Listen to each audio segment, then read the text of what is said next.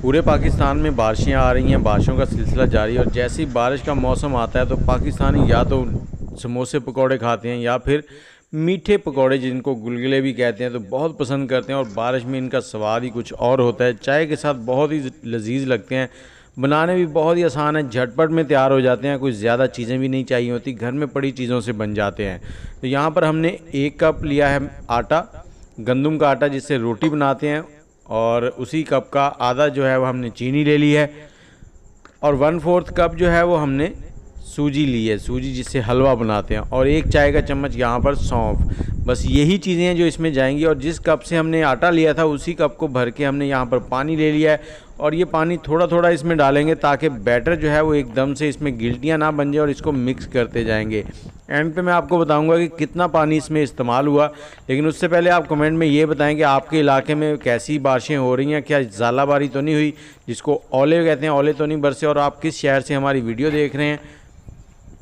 इसको इस तरह से आपने मिक्स करते जाना है, और जब हमने ये सारा बैटर मिक्स कर लिया तकरीबन 2 से 3 टेबलस्पून बाकी पानी बचा था, इस हिसाब से आपने पानी डालना है।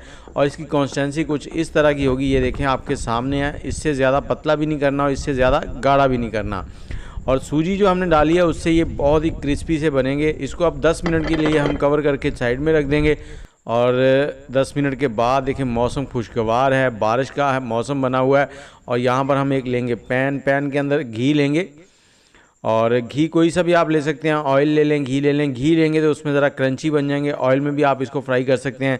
और ये देखें बैटर को एक बार फिर से यहाँ मिक्स कर लेंगे। मिक्स करने के बाद हमने इसके गुलगुले बनाने हैं, जिसको मीठे पकौड़े भी कहते हैं। बच्चे बड़े सबको बहुत पसंद होते हैं। तो ऑयल को आपने मीडियम हीट पे गरम कर लेना, हाई हीट पे गरम नहीं करना ज़्यादा। जैसे ही ये गरम होगा इसको इस तरह से डालते जाएंगे, और डालने के बाद आपने इसको एक बार 1 मिनट के लिए हिलाना नहीं है। ये खुद ब खुद तैरते हुए ऊपर आ जाएंगे। जैसे ही ऊपर आएंगे उसके बाद आपने इसको चम्मच की मदद से घुमाते हुए दोनों साइडों से फ्राई कर लेना है, और आग का फ्लेम जो है वो मीडियम ही रखना है। इस तरह से डालते जाएं, एकदम तेज़ नहीं डालने, आपने चम्मच की मदद से डाल लें या हाथ की मदद से भी आप डाल सकते हैं, क्योंकि इनमें शेप की कोई वो ख़ास नहीं है कि कैसी शेप होनी चाहिए।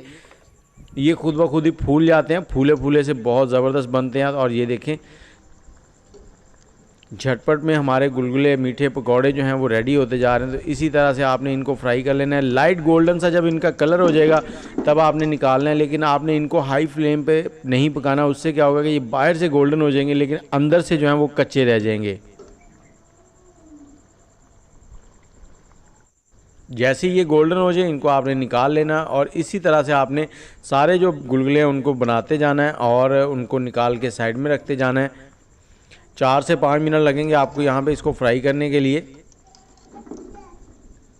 तो इस तरह से आपने इनको निकालना है, निकाल के साइड में रखेंगे, और इनका फाइनल लुक मैं आपको दिखाता हूँ।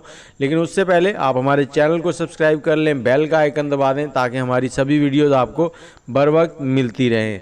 तो इस तरह से आपने दूसरी बार भी ऐसे ही बैच डालना है, 2 बैच 3 बैच जितने बैच आपने निकालने हैं निकालते जाएं, और इनको इसी तरह से फ्राई करके निकालते जाएं। और यहाँ पे देखें हमारा ऑयल भी ख़राब नहीं हो रहा। इस ऑयल को आप किसी भी सालन में कहीं भी इस्तेमाल कर सकते हैं। बहुत ही ज़बरदस्त किस्म का रहता है, ये बिल्कुल गंदा नहीं होता और पहले से भी ज़्यादा निखर जाता है। ये पकौड़े ऐसे हैं।